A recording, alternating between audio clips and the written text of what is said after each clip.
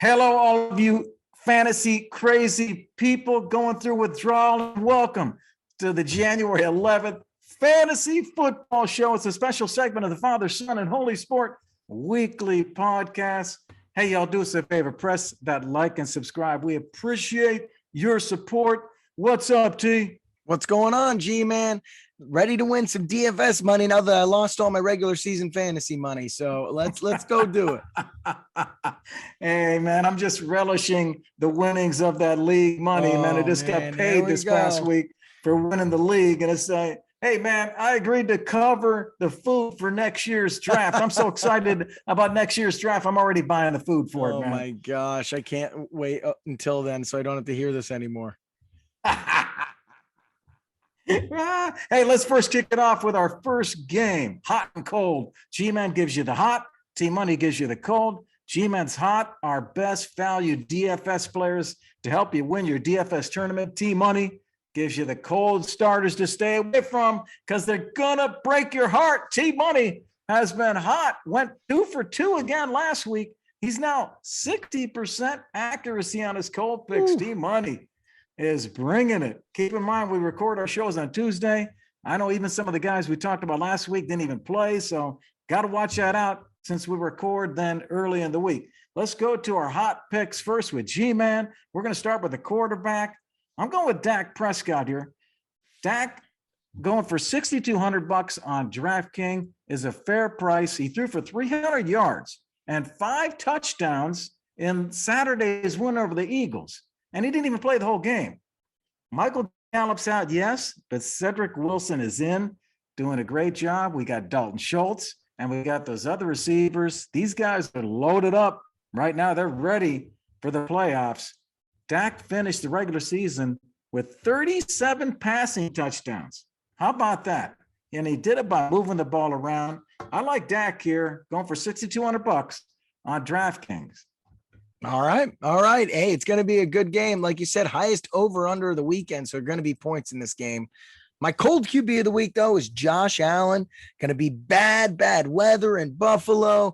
He's the number one QB in DFS right now for 7,800. And, you need your number one QB to have a lot of points in these DFS games. And I think he's going to be under his projection at that. So I do not like Josh Allen. This Patriots defense has had his number, and it's a playoff atmosphere. He's a roller coaster of a time. So you never know which Josh Allen's showing up, and you need reliability in DFS.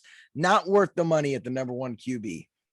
I like that pick, man. It's going to be bad weather. I like New England to pull the upset here. Josh Allen could have a tough night here, man. They don't have the running game. I like your pick, man. Let's go to running back. I'm going with the hot running back first.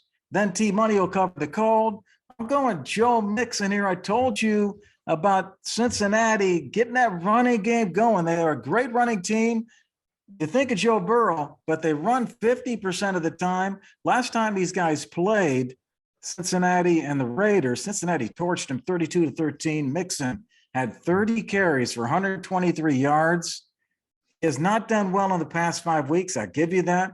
But, hey, man, I think that this game, they bring it back. They should win this game. They're favored by 6. It's a high over-under. I think Cincinnati gets back to that balanced offense that can really take them far. Joe Mixon with a big day. All right. I'm going to hope for that too. Let's go Bengals, baby.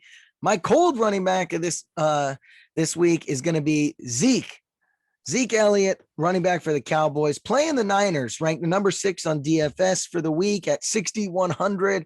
I just think he hasn't been performing great as of late. I don't count this Eagles game because no one was really playing. He just hasn't been showing up. Pollard's been just as good as he has. You might be able to find him at a much lesser value.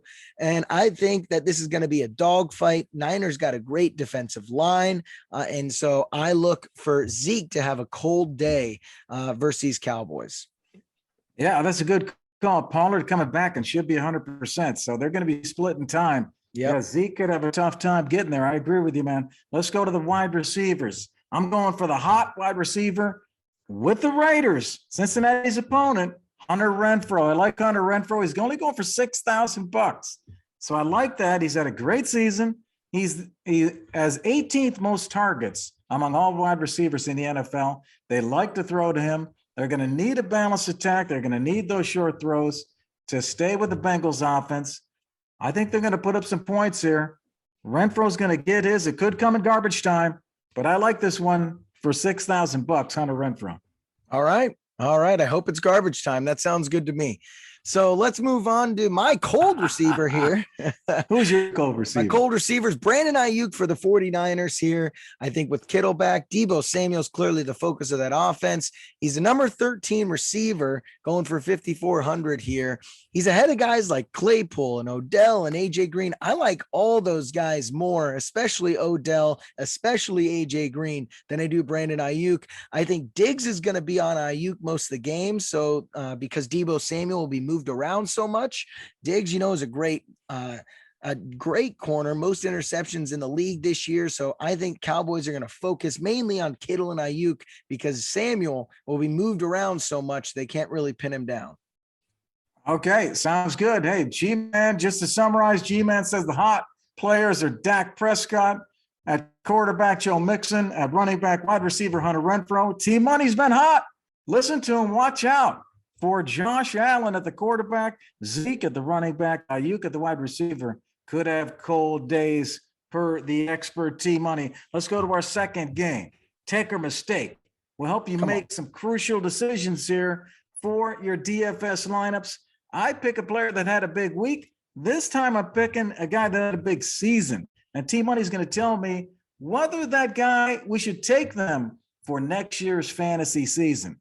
So, hey, before we get into that, hey, a lot of cool stuff happened in 2021. Looking at the fantasy season, Cooper Kupp took home the MVP honors for fantasy, had one of the most productive seasons ever. Mark Andrews snapped Travis Kelce's 5-year run as the fantasy king of tight ends. Jamar Chase joined LSU teammate Justin Jefferson as a rookie receiver that could be in the top 10 next year. And how about Cordarrelle Patterson? Decided his 9th year in the NFL would be his best, racking up 11 touchdowns. Those are some of the highlights from this year in fantasy. Let's get T-Money's first look at next year. What are you going to do this year? T-Money does not know what I'm going to ask him. I'm going to give him a quarterback, a running back, and a wide receiver that played well this year. What does he think we should do in terms of next year? Let's start with the quarterback, T-Money. I'm going to Justin Fields. Of the rookie quarterbacks this year, the 5 famous rookie quarterbacks, really, it's been Justin Fields and Trey Lance that have proved capable of a true QB1 during their rookie stints. While the other softs could be more of a guess, more of a dart throw for next year. Can Justin Fields step into the limelight in Chicago and be the star QB1 that fantasy managers need next year? T-Money, is Justin Fields a take in next year's NFL fantasy season, or would that be a mistake? I'm going to say that's a mistake if he is your QB1. I love maybe taking him a little earlier than you would as your QB2 because of his high upside. Like you said, he has great rushing ability. I kind of think of him as like potentially better than Jalen Hurts, and Hurts was a top 5 fantasy quarterback this year. So that's kind of how I view him. If everything else can get rolling on that offense and defense, and get a good head coach in there, surround him with some good players. But I like him as a high upside QB2 right now. I would not take him as my QB1 to start next year. Okay, let's go to running back. Let's go to the Jags. Let's go to Travis Etienne, T-Money, an intriguing player, great college career, first-round draft pick. Most players returning from the Liz Frank injury, though, do have a dip in production the first season back. So fantasy managers might have to be patient. Can Etienne overcome the questions surrounding the Jags team, T-Money, and be a major contributor for fantasy team managers next year? T-Money, is Travis Etienne a take in next year's NFL fantasy season, or would that be a mistake? I'm going another mistake here. I like Travis Etienne coming into this year. But now that he got injured and James Robinson once again came back and had a pretty good season, I think no matter what, when Etienne comes back, they were looking at him as the RB1, especially with Urban Meyer there. The new head coach is probably going to do at least Robinson as the RB1 or running back by committee. So I don't trust Etienne to give you the value he needs if you're going to take him as your RB1 or 2. He might be a flex towards the end of the year if he takes over the duties. That's a mistake. Oh, man, 2 mistakes for T-Money. Watch out, everybody. Let's go to the rookie wide receivers and look at one of those rookie wide receivers. Let's go to the Giants. Kadarius Toney showed a lot of promise this year, but he was injured a lot, hampered by injury. He did show some excitement. A lot of people talking about him. Can Toney and his new coach for the Giants overcome the lack of offense and a poor quarterback situation? T-Money. Is Kadarius Toney taken next year's NFL fantasy season, or would that be a mistake? Look, that's a mistake unless he's your last pick of the NFL of your draft. I'm sorry. Look, the Giants ranked last in every statistical category on offense, and they're really not changing anything. Most likely they're drafting a quarterback, so they could actually get worse at quarterback because they're going to have a rookie playing. They have a very crowded wide receiver room, and they have 2 solid tight ends as well. So I just don't see where the production is going to come from. Saquon Barkley even catches the ball a lot. There's too crowded of a room there to see a lot of value from someone like that, even though I think he is unbelievably talented athletically. Hey, good stuff, T-Money. You're hilarious. Hey, great tips, man. Great tips. Hey, Fantasy Football Show is a special segment of Father, Son, and Holy Sport weekly podcast. If you're interested in being a sponsor of the Fantasy Football Show or a guest picker, let us know. And if you love the show, press the like and subscribe. You can look for some of our other segments and clips, or you play your podcast, look for us at Father, Son, and Holy Sport, or check out our new website. Hey, we can find all the show info and buy merchandise at FatherSonAndHolySport.com. T-Money, good luck in your DraftKings DFS tournament this weekend. All right, you too, man. Hey, check out the new website.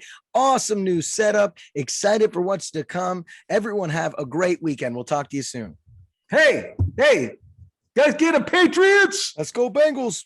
Peace.